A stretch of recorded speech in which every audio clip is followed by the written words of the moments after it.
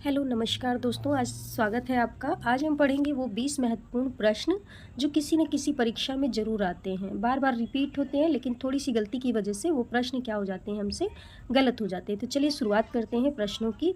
तो आज का जो हमारा पहला प्रश्न है हिंदी साहित्य का आदिकाल किसे कहा जाता है। अब देखिए, हिंदी साहित्य का आदिकाल आचार्य रामचंद्र शुक्ल ने क्या कहा है। तो हिंदी साहित्य के आदिकाल को रामचंद्र शुक्ल के अनुसार वीर गाथा काल नाम से भी जाना जाता है। ये है हमारा पहला प्रश्न। दूसरा प्रश्न है आदिकाल का समय, क्योंकि आदिकाल का समय जो है इससे प्रश्न बन रहा है। तो आदिकाल का समय कितना है, 1050 से 1375 का जो समय है वो क्या है, आदिकाल का है। अब अगली जो रचना है हमारी पृथ्वीराज रासो। पृथ्वीराज रासो के लेखक कौन है। तो पृथ्वीराज रासो के जो लेखक है वो है चंद्रबरदाई। कौन है, पृथ्वीराज रासो के लेखक जो है वो कौन है, चंद्रबरदाई हैं। ये प्रश्न भी रिपीट हुआ है, बार बार रिपीट हो रहा है, तो इसको भी आपको याद रखना है। भक्ति काल को कितने भागों में बांटा गया है। तो भक्ति काल को 2 भागों में बांटा गया है, एक जो है निर्गुण और सगुण। ठीक है, याद रखना है। कबीर किस धारा के कवि थे।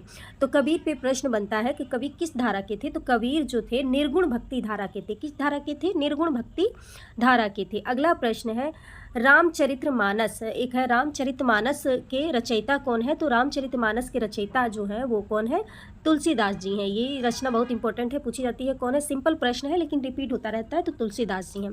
सूर सागर के लेखक कौन है। देखिए, सा से सूर और सा से सूरदास, ये भी रचना इंपॉर्टेंट है। रीतिकाल को किस नाम से भी जाना जाता है। तो रीतिकाल का एक नाम क्या है, श्रृंगार काल है। रीतिकाल का क्या नाम है, श्रृंगार काल है। उसके बाद देखिए अगला प्रश्न है रीतिकाल के प्रमुख कवि। रीतिकाल के प्रमुख कवि कौन है। रीतिकाल के प्रमुख कवि हैं बिहारी। बिहारी की रचना है सतसई। तो बिहारी सतसई, तो बिहारी क्या है, रीतिकाल के प्रसिद्ध कवि कौन है, बिहारी हैं। अगला है बिहारी सतसई के लेखक। देखिए आ गया ये प्रश्न, बिहारी सतसई के लेखक कौन है, बिहारी हैं। बिहारी नाम से ही हैं। ठीक है, अगला देखिए, अगला प्रश्न है आधुनिक काल के प्रथम कवि किसे माना जाता है। तो आधुनिक काल के जो प्रथम कवि हैं वो भारतेंदु जी हैं। कौन है, भारतेंदु जी हैं। इन्हीं के नाम के आधार पर क्या है, आधुनिक काल नाम पड़ा है।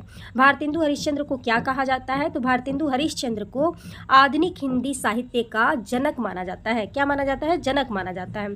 द्विवेदी युग का नाम किसके नाम पे पड़ा है। तो महावीर प्रसाद के नाम पे इनका नाम पड़ा है, द्विवेदी युग। उसके बाद छायावाद के 4 स्तंभ क्या है, छायावाद के 4 स्तंभ कौन कौन है। तो सबसे पहले है जयशंकर प्रसाद, सूर्यकांत त्रिपाठी निराला, सुमित्रा नंदन पंत और महादेवी वर्मा। ये चारों क्या हैं, छायावाद के स्तंभ हैं। उसके बाद कामयानी के लेखक कौन है। तो कामयानी जो एक महाकाव्य है, इसके लेखक हैं जयशंकर प्रसाद। इंपॉर्टेंट है, आपको याद रखना है। आगे प्रश्न है गोदान। क्या है, गोदान। गोदान उपन्यास के लेखक कौन है। तो गोदान उपन्यास है, गोदान उपन्यास के जो लेखक हैं वो हैं मुंशी प्रेमचंद्र। ठीक है, प्रेमचंद्र को किस नाम से जाना जाता है। तो प्रेमचंद्र को उपन्यास सम्राट क्या कहा जाता है, उपन्यास सम्राट कहा जाता है।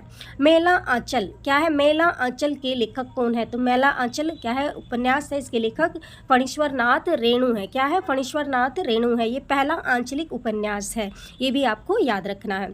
हिंदी का पहला ज्ञानपीठ पुरस्कार किसे मिला है।